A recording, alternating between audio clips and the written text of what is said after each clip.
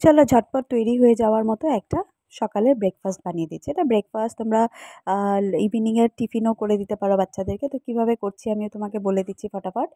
ব্রেডটাকে আমি একটু সাইডগুলো কেটে তো আমি একটু বেলে নিয়েছিলাম, তো বেলাটা আর আমি ভিডিওতে দেখালাম না। বেলে নিলে কি হয়, ব্রেডটা একটু ফ্ল্যাট হয়ে যায়, বাস এতটুকুই।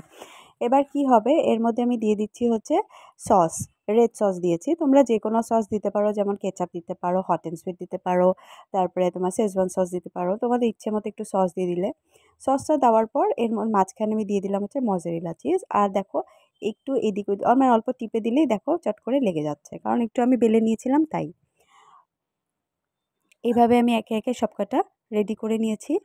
এই দেখো, এবার আমি কি করব, এবার আমি হচ্ছে তাওয়ার মধ্যে ফ্রাইং প্যানে আমি তোমার হচ্ছে বাটার দিয়ে দিলাম। আর এটা আমি ডিপ ফ্রাই করব না, শ্যালো ফ্রাই করব।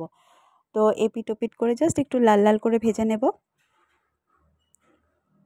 খুব ঝটপটের মধ্যে তৈরি হয়ে যায়। কেউ কোনো গেস্ট আসলেও তোমরা চট করে এভাবে বানিয়েও নিতে পারো, কোনো অসুবিধা নেই।